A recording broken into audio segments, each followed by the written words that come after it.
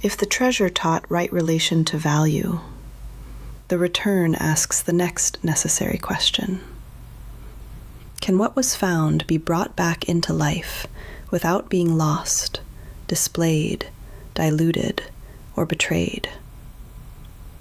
This is harder than many expect, because discovery is one thing, carrying is another. But returning means re-entering the world of habit, noise, relationship, obligation, misunderstanding, temptation, fatigue, and time. That is the return.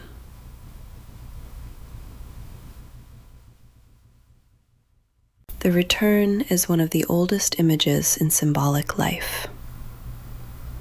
A person descends, confronts, learns, recovers, survives, and then must come back. Not because the depths were false, because what is true must eventually prove itself in contact with ordinary life. That is the test. What was found below is not yet complete until it can survive above. This is where many journeys fail quietly. A person reaches a threshold, learns something real, touches depth, meets force, recovers value, and then imagines the work is finished. But treasure hidden in a chamber is not yet wisdom lived.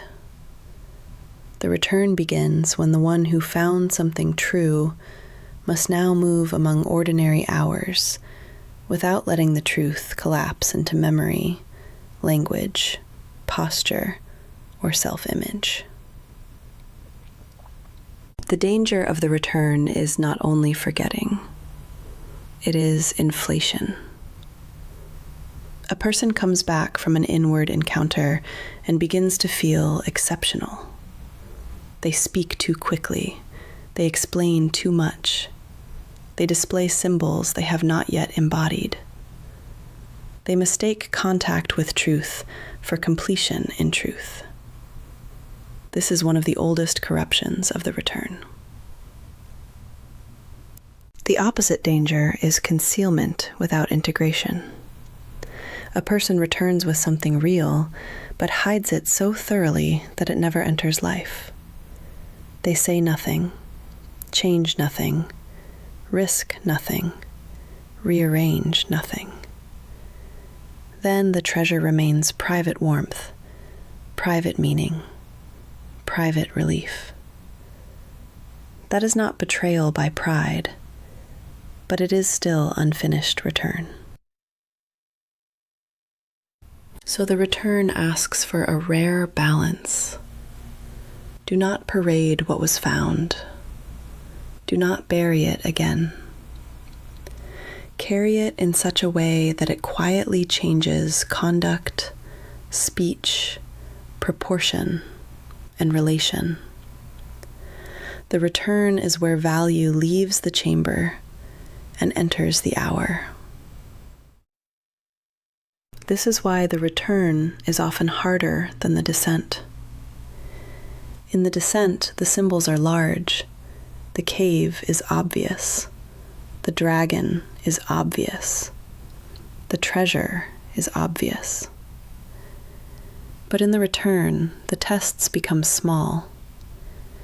A conversation, a conflict, a temptation, a compromise, a tired evening, an old wound reactivated, a familiar vanity calling itself reason. This is where the treasure proves whether it can live. What was recovered must now show itself in form. If the treasure was truth, then speech must change. If the treasure was dignity, then certain compromises must end. If the treasure was governed strength, then force must become cleaner. If the treasure was love, then protection and responsibility must deepen. If the treasure was lucidity, then old confusion can no longer be indulged in the same way. The return translates symbol into structure.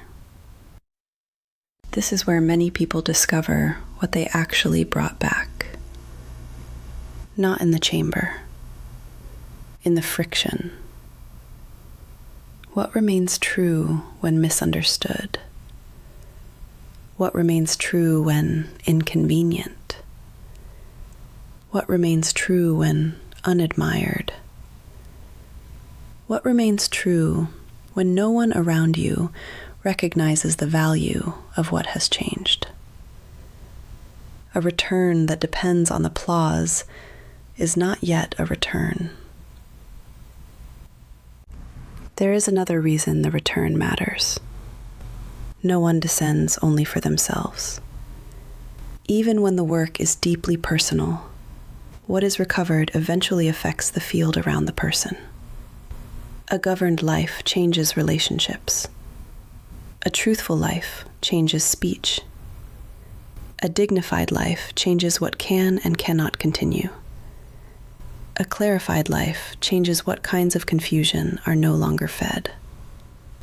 This is how inward work becomes communal, without becoming performance. So the first practice of the return is embodiment. Do not announce too quickly what should first become visible in conduct. Let the life speak before the mouth explains. Let proportion return before symbol is displayed. Let others encounter the fruit before they hear the map. This protects both the treasure and the carrier. The second practice is patience with translation. A person may know something inwardly before they know how to live it outwardly. That is normal. The return is not instant perfection. It is repeated translation. Again and again. What does this treasure require here? What form does it take in this relationship? What does it ask in this decision? How does it alter this habit? What must now end? What must now begin? This is why humility becomes essential, because on the return, one learns how partial one still is. A real encounter may have happened. A true treasure may have been found. But the self that returns is still unfinished. There will still be distortion, still fatigue, still old reflexes, still missteps in application. Humility does not cancel the treasure. It helps protect it from the returning self. And yet the return is not meant to be timid. The point is not to whisper forever around what was found. The point is to let what is true take root strongly enough that it can alter life without theatricality. Quiet is not the same as weak. Humble is not the same as hidden. Real treasure enters the world by changing what the person can now honestly permit, honestly refuse, honestly protect, and honestly serve.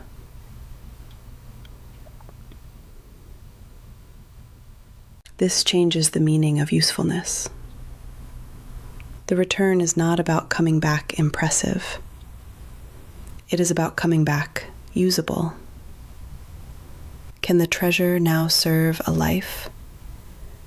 Can it clarify action? Can it reduce falseness? Can it protect what is worth protecting? Can it help another without turning the self into a stage? This is a higher standard than display. So the third practice of the return is service without performance.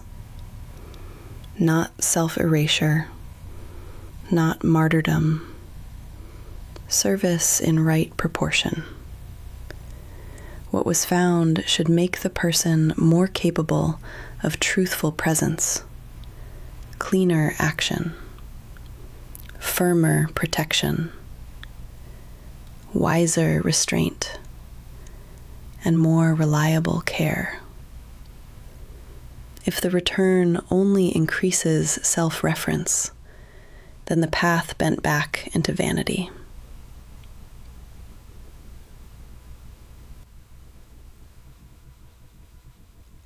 And there is one more thing.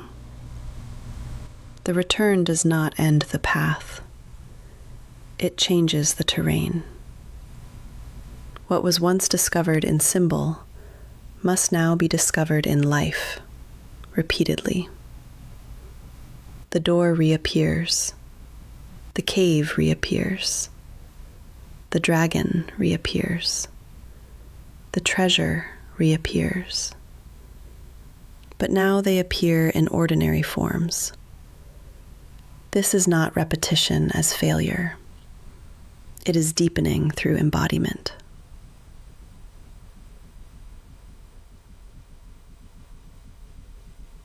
If the door taught threshold, the cave taught depth, the dragon taught relation to force, and the treasure taught relation to value, the return teaches how truth becomes life, not through display, not through purity theater, not through private possession of insight, through embodiment, through stewardship, through patience, through protection, through service in right proportion. That is the fifth lesson. And even this is not the end, because once the treasure returns honestly into life, another question appears. How does what was carried become something that can be shared?